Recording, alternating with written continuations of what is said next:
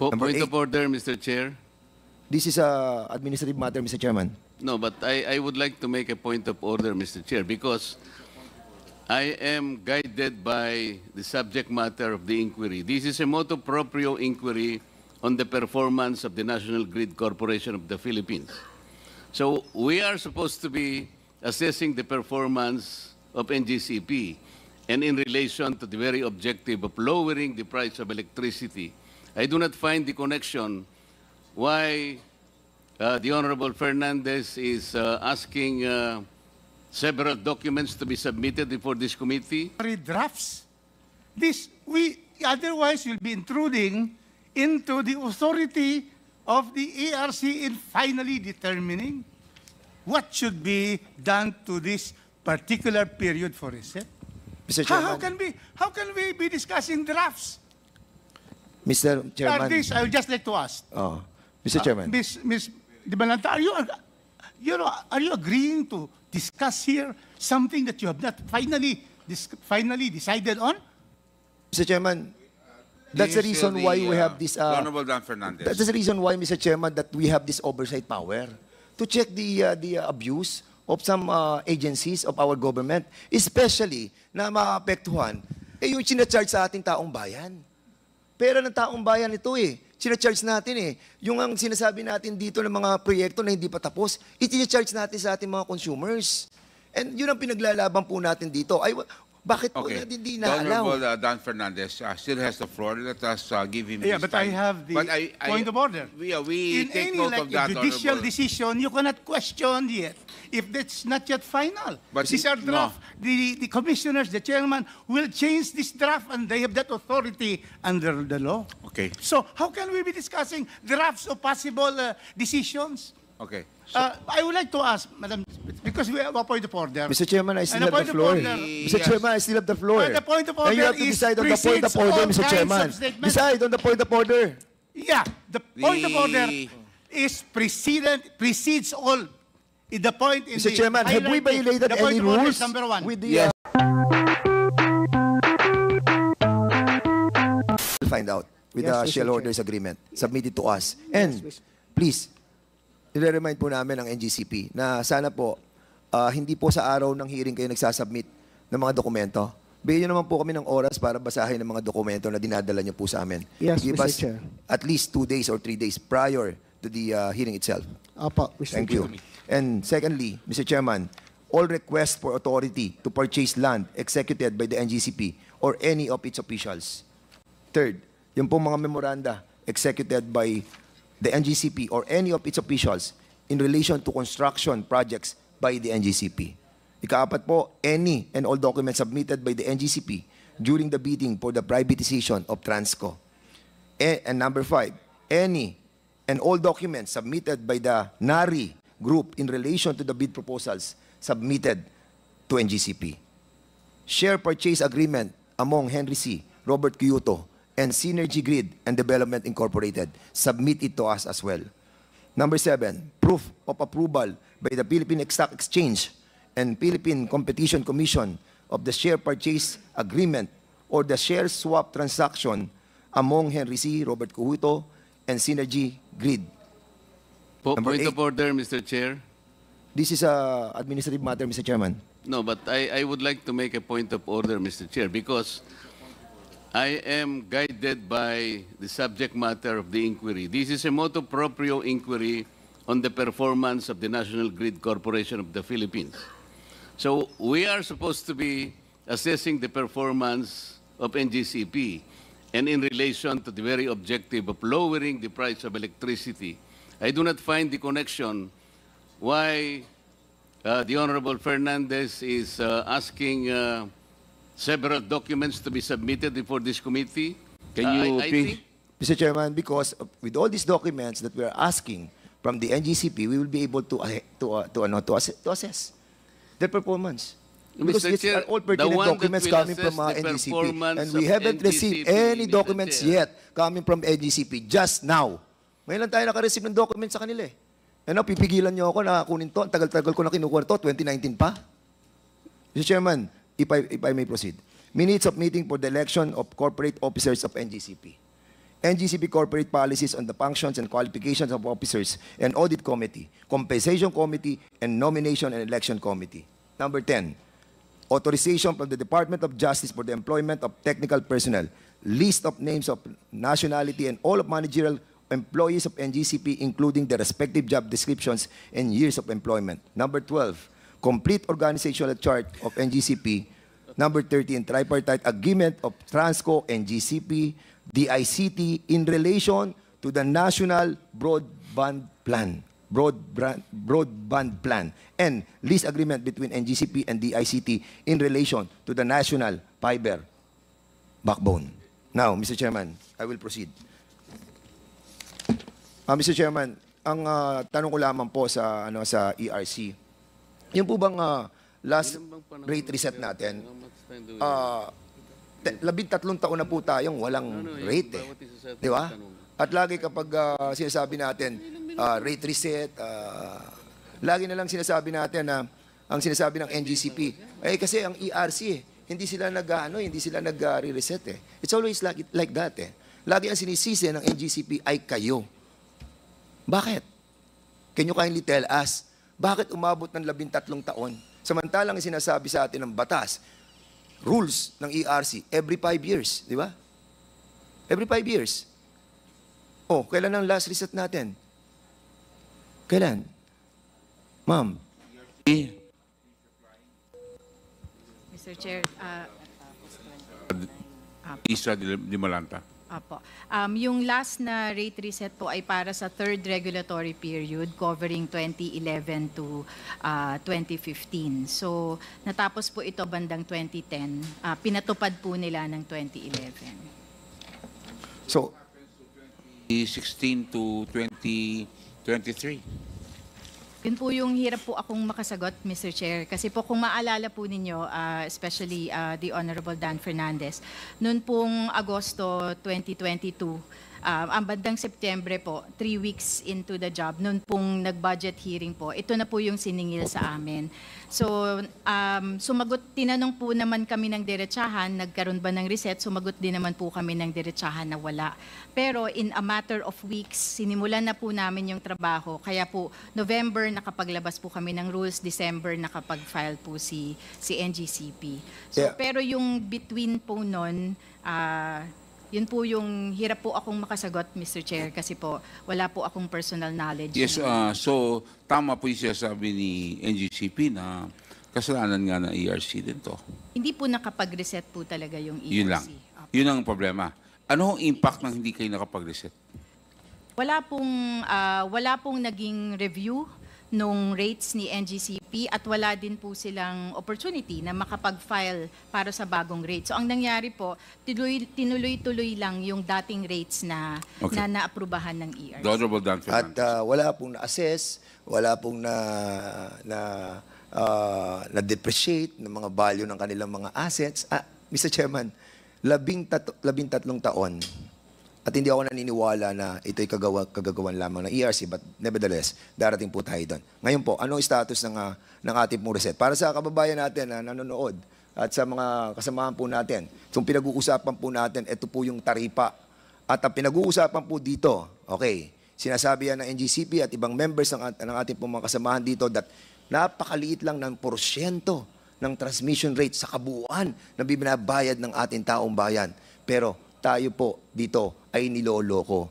Ang ating pong transmission rate, tama, maliit lang, 1 peso and 19 cents per kilowatt hour. Yun po ang general na sinisingil. Pero Mr. Chairman, 13 or 10 cents lang ang difference, malaking bagay po yan sa ating pong mga kababayan. Most especially, na hindi tayo nag-compute, marami na po tayong overcollection. And this must be refunded to our Filipino people. Now, ang tanong, Mona Lisa, ano na ang status ng ating pong NGCP's rate reset? Sa reset po ng fourth regulatory period, Mr. Chair, ito po yung tapos ng period 2016 to 2022. patapos na po kami. Ito nga pong siguro po ngayong susunod na linggo, may meeting na po kami para final evaluation na po ito. Kasi natapos na po namin yung mga public processes. Required po kami na mag-publish, humingi ng consultation sa publiko. Natapos na po namin yun. So, Okay. evaluation na po. Salamat po, ma'am. Ito po, may hawak po akong dalawang dokumento. Isang draft partial initial determination. Ito, covered period of 2016 to 2020. At isang draft final determination 2016 to 2020. This was published noong September 2023 at ito naman noong August 2024. Will you confirm that you have the already signed? Lahat kayo nag-sign dito. Ikaw, Mona Lisa, si Catherine, si Commissioner Maceda, si Lumbatan, si Digal, at si Puentes. At sinasabi nyo dito sa draft partial initial determination from 2016 to 2020 was published on September 2023. Am I correct? Tama po yan, Mr. At ito naman published August 2024. Draft Tama po. final determination. I Tama just po. wanted to confirm kasi pupunta ako sa dalawang desisyon na to. Hindi naman desisyon sapagkat wala pa naman kayong final, di ba? And I just wanted to be cleared kasi medyo ako confused ako sa mga desisyon dito na sa mga value ng ating assets that was agreed upon by ARC. And the power of this committee is the oversight power to check na yung pong sinasabi ng EPIRA that the rate base, no, Mr. Chairman, kailangan po nakabase doon po sa tinatawag po nating methodology na ginamit po nila. Now, ang tanong ko po, dito ba sa dokumento na ito, na covered by this document, are you saying na 2016 lang to 2020 itong partial initial determination? Tama po. Tama. At ito naman, 21 to 22? Hindi po, buo na po. Buo na. 2016 to 2022. So, imbis na 5 taon tayo ngayon, 7 taon na yung Tama ating po. pong fourth regulatory period. Tama po. Am I correct? Okay. So, sinabi ninyo doon sa draft final determination which covers the 2016 to 2022, sabi mo, na-post to noong August 24 at na-post din to nung September. Dito sa discussion to, napasama yung commission and completed projects should be allowed to be recovered by NGCP. At dito sa decision nyo at dito sa draft ninyo, nakalagay din yung spent. Am I correct? Tama po ba yung sabihin na nakalagay pareho dito yung commission and useful ng mga projects? Mr. Chairman, point of order. We cannot be discussing non-final decisions and merely temporary drafts. Otherwise we'll be intruding into the authority of the ARC in finally determining what should be done to this particular period for reset. Mr. Chairman, How can we be discussing drafts? Mr. Chairman, This, I would just like to ask. Mr. Chairman. Ms. Di Balanta, are you agreeing to discuss here something that you have not finally decided on? Mr. Chairman, that's the reason why we have this. Honorable Dan Fernandez. That's the reason why, Mr. Chairman, that we have this oversight power to check the abuse of some agencies of our government, especially na maapektuhan yung sinacharge sa ating taong bayan. Pera ng taong bayan ito sinacharge natin Yung ang sinasabi natin dito ng mga proyekto na hindi pa tapos, itinacharge natin sa ating mga consumers. And yun ang pinaglalaban po natin dito. Bakit po Okay. natin di The Honorable na-allow? Dan Fernandez still has the floor. Let us give him Yeah, his but I time. have the But point of order. We In take any note of that, judicial Honorable. decision, you cannot question yet if that's not yet final. But These are no. draft. The commissioners, the chairman, will change this draft and they have that authority under the law. Okay. So how can we be discussing drafts of possible decisions? Okay. I would like to ask, Madam, because we have a point of order. Mr. Chairman, I still And have the the point of floor. order- Mr. Yes. Chairman, I still have the floor. The point of And you order have to is decide on the point of precedes order, all Mr. kinds Chairman. of statements. Decide on the point of order. Yeah, the point of order The- is precedes all. The point in Mr. the Chairman, have we hierarchy, violated the point any of order rules is number one. with the, Yes, with may the we manifestation know of what is Congressman Rufus what is Rodriguez? what rule has been violated, Honorable Rodriguez? Because point of order. here we have to understand that he's asking a question based on some research that he has made. That's correct. So let us give him that time. No, because you have because to a understand point that of order interrupts anybody. I will agree. But you will have to cite also what What rule rules? what rule have we violated. Because you will have to understand, Honorable Rodriguez, para klaro tayo, para maging smooth naman itong procedure ho natin, itong hearing na to, patapusin na ho natin si Dan Fernandez because there's also an accusation here na kayo ito'y kasalanan ng ARC. So dapat, I think he's also going to go there. So I would like to hear, because in his statement, meron siyang statement kanina na meron kayong kasalanan. So I want him now to continue, and I will allow him to continue, the Honorable With due Rodriguez. respect to our chair, Okay. our rules provide for precedence of motions. And in the proceedings of motions, the rules of Congress, it says that the point of order has precedence over all other discussions. And that is why I'm saying that I have a point of order that in this proceeding, we cannot be discussing drafts Mr. Chairman, which what are rule was not yet violated? final. Mr. Chairman, what rule was violated? Tama I po think- yun. Rule on the precedence Tama po of yun. Mr. Chair, 2-minute Pero break, ano Mr. po Chair. yan ang, Break. Anong, Can we have a break, anong Mr. rules Chair? ang Okay, na-violate session, natin, Mr. Chairman? Session suspended. Wala naman tayo Alam po ninyo, binabiolate sa rules eh. pag nag-cite ho tayo ng rule, point of order, you will have to be clear what's Kasi, Mona, ito pong inaaral ninyo, yung pong mga bagay na pinag-aaralan para alam mo, kailangan po natin maintindihan lahat nito. And I don't know why other members of this committee is trying to prevent me to explain the details in layman's term. Ngayon, ang ating pong Mona, so, sa pagbibigay ng tamang taripa na ikakarga sa taong bayan, ano ang mga kino-consider dito? Ito, alam mo nyo to, ito yung return on capital, return of capital, operating expenses, taxes. Can you kindly explain briefly? Opo. Mr. Chair, with your indulgence, yun pong sistema po or programa ng rate setting sa ating regulated entities, NGCP at distribution utilities, yung tinatawag na building block approach. So meron po tayo mga building blocks katulad nga po ng nabanggit ninyo na CAPEX, and then yung return on capital or return on the total CAPEX including the opening asset base. The return of capital, ito na yung mga kasama yung WACC, depreciation, at yung mga operating expenses or OPEX, mga O&M expenses po, at taxes po, kung allowed po sila under the rules. Okay, to recover. in other words, Mona, para mapabilis tayo, itong tinatawag natin regulatory asset base, itong RAB, ang sinasabi natin, ito yung pinaka-asset natin, di ba? Pinaka-asset ng transmission. Tama? Tama po. Tapos kailangan natin dito yung CAPEX, kung magkano yung, Ginastos yung po. gagastusin para doon sa proyekto. Now, kapag mataas ang lahat ng ito, mataas ang singil ng kuryente. Kasi yun po yung base po, multiply. Correct. Multiply mo dun sa At ang WACC. sinasabi po ng batas, kailangan just and reasonable na ibibigay sila rate para sa ating mga kababayan. Am I correct? Tama naman po. Okay, question. Puntahan natin yung opening RAB.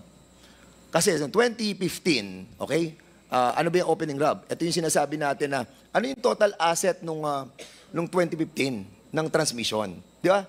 May opening RAB tayo dyan sinatawag May closing. Closing na yun, tapos na yun 2011 to 2015, tapos na yung third regulatory period. Pupunta na tayo sa fourth regulatory period. At ang sabi, yung closing RAB o yung closing na asset na to, pupunta ngayon, moving forward, doon sa 2016, sa fourth regulatory period. Ang tanong, sa draft partial initial determination dito at sa draft final determination, dahil sa tinatawag na roll forward methodology na ginamit ng ERC, mahalaga na malaman.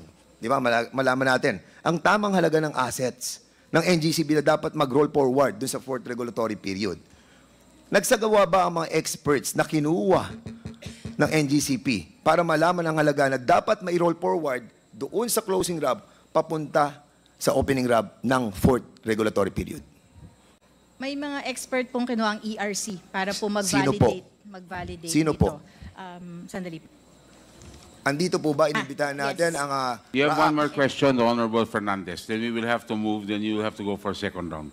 One more question. Proceed. Are you done with your answer? Mr. Chair, sagutin ko lang po kung sino po yung Yes. consultant. NCL Consulting po. Nandito Yes. po sila. NCL, okay. One more question, the Honorable Dan. Okay. Ang Royal Asia Appraisal Corporation, andito po kayo. Magkano binayad sa inyo para tayo po ay mag-appraise ng lahat ng total asset, yung regulatory asset base ng ating NGCP?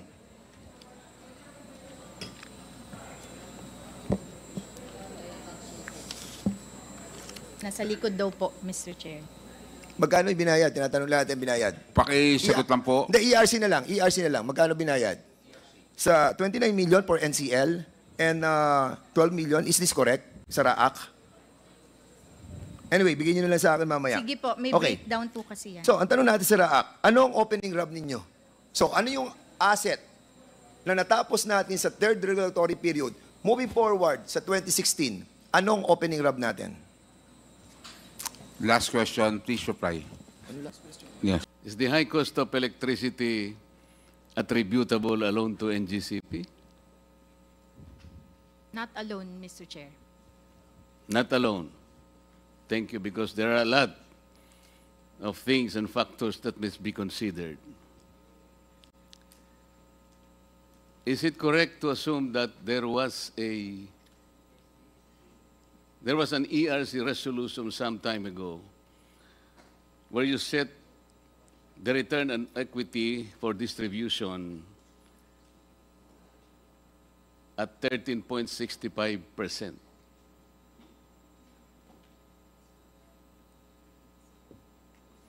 Mr. Chair, I do not recall that particular, because there's a different percentage governing the distribution utilities po. Suppose I show to you that particular resolution before this day ends, na 13.65%. What will be the penalty that you should owe this committee? Meron po eh. Huwag po nyo sabihin hindi. You set, nasa resolution po ninyo eh. 13.65%.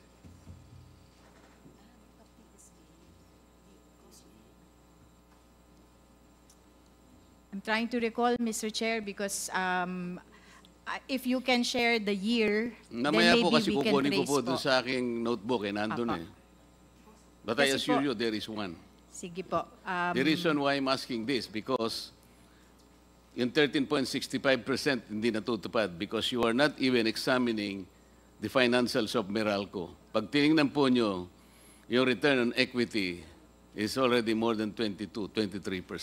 Yun po yung pinagmumulan ang taas ng kuryente ngayon. Because we might be barking on a wrong tree. My friend Melvin Matibag, when you made this statement earlier, what office did you represent? I said I'm the former president. I'm now one of the consumers, and No, I'm but you representing the Filipino. made a statement earlier.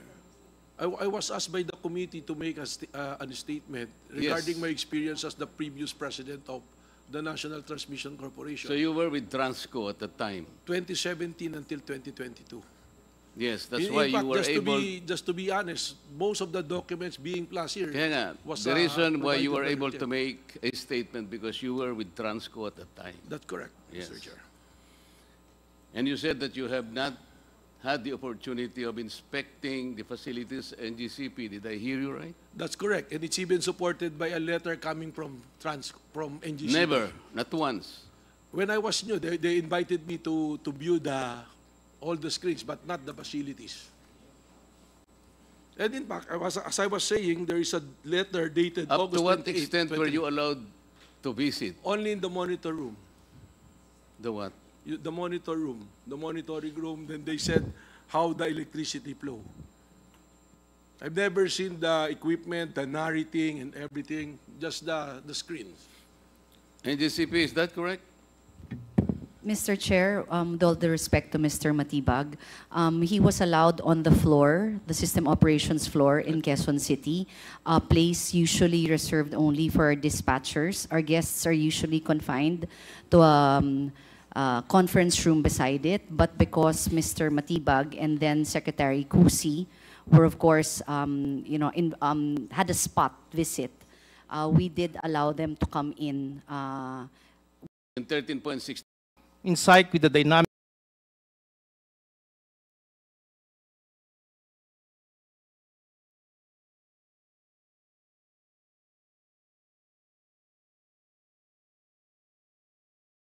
Is the high cost of electricity attributable alone to NGCP? Not alone, Mr. Chair. Not alone. Thank you, because there are a lot of things and factors that must be considered. Is it correct to assume that there was an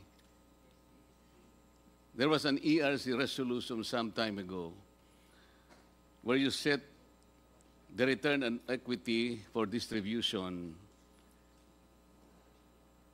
at 13.65%?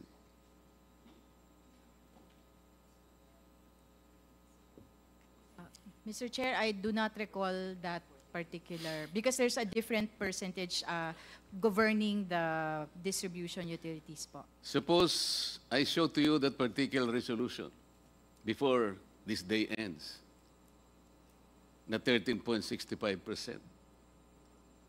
What will be the penalty that you should owe this committee? Meron po eh. Huwag po niyo sabihin hindi. You set, nasa resolution po ninyo eh. 13.65%.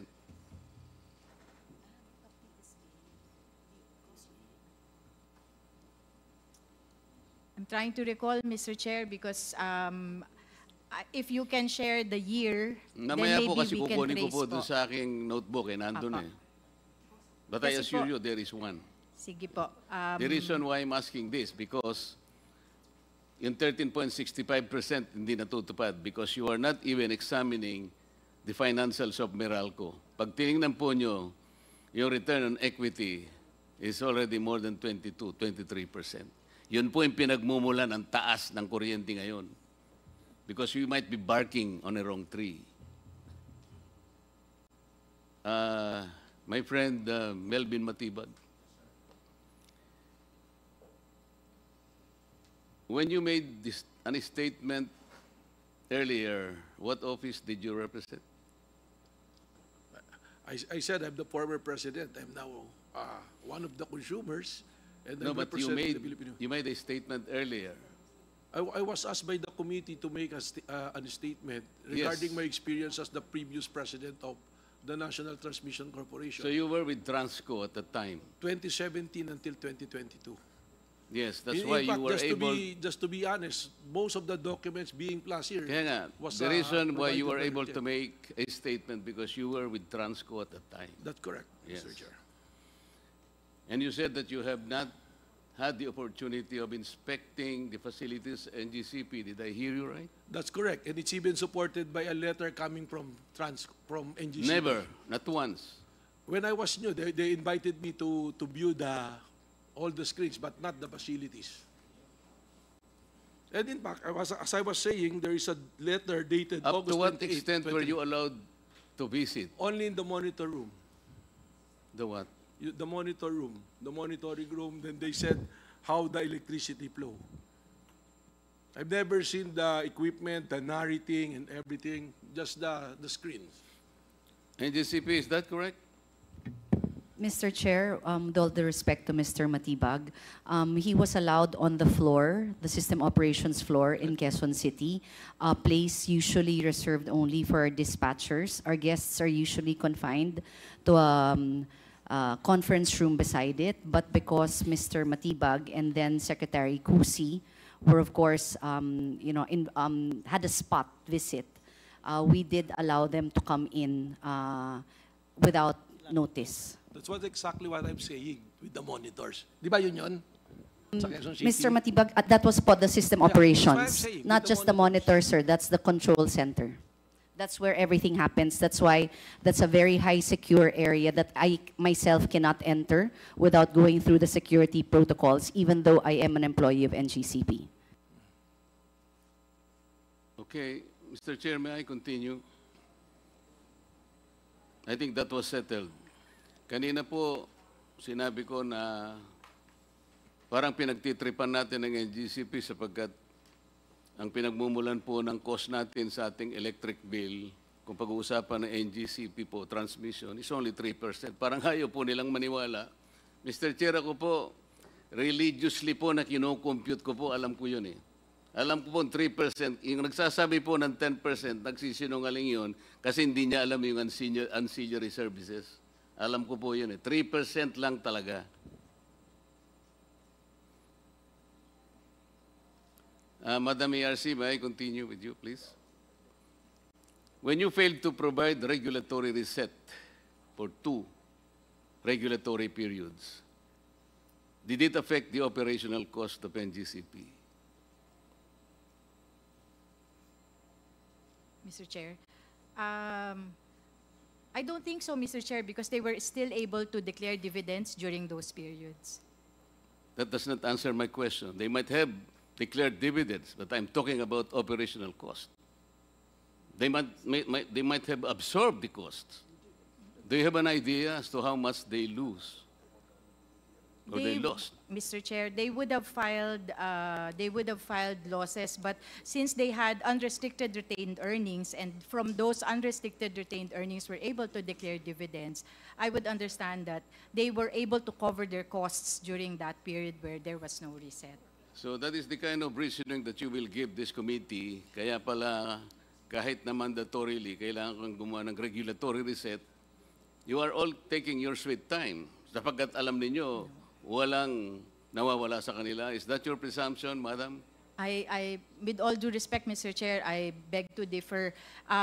This So commission you has... believe there is no cost on the part of NGCP? No, there is cost, Mr. That's Chair, why of I'm course. asking you, do you have an idea as to how much They NGCP might have lost? No, Yun they lang did naman not file for losses, Mr. Chair. They filed for, I'm not asking you, ma'am, if they filed for losses. I I'm thought that asking was you the if you have an question, Mr. idea. Chair. If you have an idea, please say so.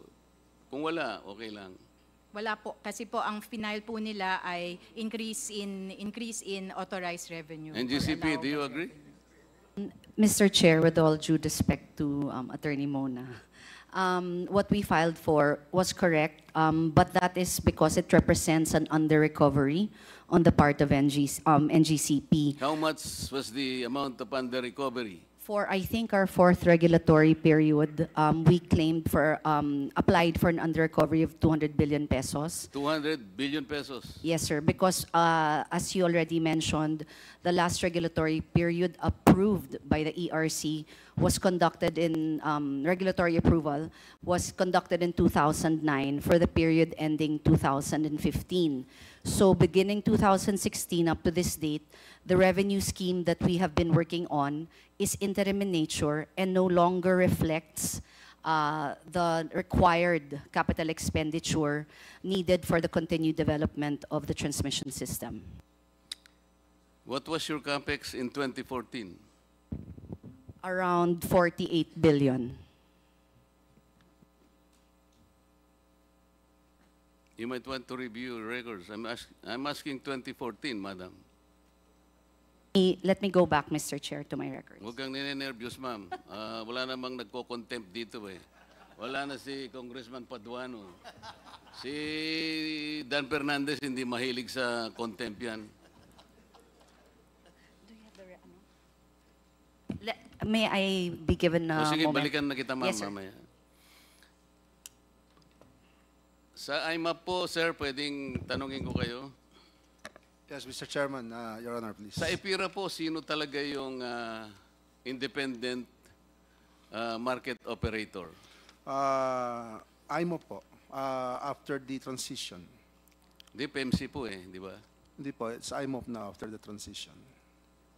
Nagsimula po kasi yun, nung magkaroon ng AGMO, PMC po. ADMO nga po yun, pero Opo. PMC dati yun. Opo, then nag-transition po to the IMO, which is now IMO. And the transition happened 2018 po. 2018. Afterwards, you registered IMAP in the Securities and Exchange Commission. Ay, hindi po. We are a non-profit, non-stock corporation po. So ano po ang IMAP? It's a non-stock, non-profit corporation, sir. Ano nga po siya? It's a corporate entity. Wala po, hindi po ba na-transfer sa inyo yung assets ng ng PEMCO, ng PEMC? Na-transfer po yung assets ng market operations. Yun nga po, kung hindi kayo legal entity, na-transfer ang assets po, medyo mahirap po yan tayo. Legal entity, Kasi sir? kayo po kasi kumukolekta ngayon ng ng market fees, tama? Yes, sir. Opo. Under the Karaniwan IPIRA. po, o noon, ang kumukolekta lang PEMC. Ngayon, pati kayo kumukolekta na, kaya doble-doble na po ang binabayaran po ng mga consumers. Hindi po. Because the fees that were used to be collected by PEMC is now being collected by AMOP. So hindi po na doble, na-transfer lang po. Hindi po ganun ang nasa record, sir. Ay, hindi po yan po ang, yung po ang totoo po. Hindi po, babalik naman po kayo rito. Then I will confront you with all this, the records. Yes, sir. Opo. Kailangan lang po, nagkakaintindihan tayo. Yes, sir. Opo. Ang sabi po ninyo, kaya kayo nandyan because kayo ang, ewan ko, non-profit. Pero, di ba ang inyo pong katungkulan niya yung WSM? Market operator po ng WSM. Opo. Kayo po nga ang sa WSM. Bakit po nilagay ang WSM ng EPIRA? Ano po ang objective? Because before the IPIRA, o before the WSM, di po ba lahat ng pagmimili ng O nga po, kuryente? ba't po tayo nagkaroon ng WSM? Sa akin pong pagkakaunawa, yung kaya po tayo nagkaroon ng WSM to allow flexibility in contracting para po may source ng kuryente kung walang kontrata and para maging balancing market po siya kung sakaling... Makakatulong po sa pagpapababa ng ating elektrisidad. Opo. Pag binasa nyo po yung konteksto ng EPIRA. Opo, sir. Pero hindi po ganun na nangyayari. Meron po kayong pinakamataas, yung cap po ninyo is 32 pesos per kilowatt hour. Umaabot po tayo doon, tama o hindi? Meron lang po mga intervals na gano'n, pero on the average po, hindi po tayo nagte-32 Oo nga, pero pesos. umaabot po tayo doon. Ang ibig ko sabihin, dapat hindi po tayo maabot ng gano'n sapagkat mas mataas pa po kayo ng doble sa Meralco. Hindi po yun ang rational ng... Kasi po ang pinag-uusapan natin ngayon, kung paano natin ipabababa ang presyo ng kuryente, titingnan po natin lahat. Opo, sir. Yung 32 pesos po is the offer cap allowed by ERC in the meantime. Pero, At present. ibig sabihin, hindi po dapat umabot doon. Kaya nga nandyan po kayo eh. Yes, sir. Hindi naman Sino po... po yung nag-o-audit ng WSM? ERC po. Tama po. Anong pangalan po ng auditor? Yung iba-iba po yan eh. So yung pinakahuli po, Reyes Tacandong po yung auditor po Hindi natin. po, ang sinasabi ko, Mr. Representative from IMAP, di po ba magbebenta yung generation company? Tapos ililista nyo. Yung po, sino yung nag-o-audit nun? Paano nyo may babato ng ganitong presyo? Yung mga ganon. Meron Hindi po ba sinusunod nyo ay algorithm lang? Meron po tayong system, opo. Yun po, the system of algorithm. You may say that. Yun po ang problema natin kung sinong nag-o-audit ng algorithm, Madam ERC. Dapat po tingnan ninyo ito sapagkat dito po sumisirit ang presyo ng electricity. Panay NGCP na lang po kasi tinitingnan natin. Nakakahalata na po kami. Transco, Madam, sabi po nyo kanina, hindi po kayo nakakapag-visit sa facilities ng NGCP na para bang itinatago sa inyo. Kayo naman ang may-ari. Hindi man lang kayo pinapayagang makarating doon. Sinabi po nyo kanina, di ba? Mr. Chair, I believe I did not say that. Ikaw naman yata kaibigan ang nagsabi? Ikaw naman. Yes. In fact, there's a letter from NGCP. And let me read from the letter. NGC replied on a request to do audit and visit. They replied August 28. We reiterate our opposition to the performance asset and audit for lack of legal basis. Therefore, we regret to inform your office that NGCP cannot accede to the planned pilot audit. And let me answer, in relation to that, yung ginawa po namin at Attorney Mutchan na pumunta ron, you Bo- very boss- well boss, know that sandali is lang. only ceremonial. Dinala kami ron ng secretary para mag-picture taking. Yun lang po yun. Thank you very much, Attorney. Was that, please proceed. You still have 1 minute, Honorable Marcoleta. Bigyan mo By naman 1 ako minute. ng kahit 3 minutes lang, sir. Opo. Meron pong concession agreement, Mr. Chair, na nandun po, annually, pwede pong mag-inspection po kayo ng books and the facilities sa NGCP. Did you not see that, Madam? We know of that provision, Mr. Chair. You know that provision, but you did not take advantage of that provision. Nandun po yun eh. Hindi po pwedeng hindi sila pumayag. Mr. Chair, as mentioned earlier po, we have the TR flat with PISAM, and part of the TR flat, or that's the transmission regulatory, yung TRFLA stand for several areas. So, we may portion po sa TR flat that on the books and records of NGCP na we can, with proper notice, we can get access to the books and records to verify or visit the performance by NGCP of its mandates under the concession agreement. I'm just paraphrasing, pero that's how I'm recalling it now. So we take advantage of the inspection of books and records. Kaya lang po along the way, merong areas na hindi kami nagkakasundo. Sa scope, may hindi lang po napapagkasundoan. And then also for certain aspects, meron din pong, so generally, meron pong navivisit, merong hindi. That's, that's about it po. I cannot give more details kasi nga po this part also of the issue between Transco and GCP. Mr. Chair, may I be allowed to say something? Nung ang Transco po ang humahawak pa ng ating transmission, can you honestly say that transmission cost is cheaper? Mr. Chair, I think they are not directly comparable in that sense kasi po ngayon, ang denominator po sa transmission cost is the demand Madam, for energy. So kung This committee will be the one to judge whether it is comparable or not. in terms of You just have to answer my numerical question. number, I believe nasa mga 6, yung 45 centavos ngayon, before was maybe at 60 centavos if I'm not Di mistaken. mas mataas kayo, di ba, ma'am? Okay. During your time, can you safely say that there are fewer brownouts as compared today when NGCP is the one handling the transmission? I Mas cannot marami recall po kayong brownout, ma'am. Ako na sasagot. wala sa inyo. pong ano ng records.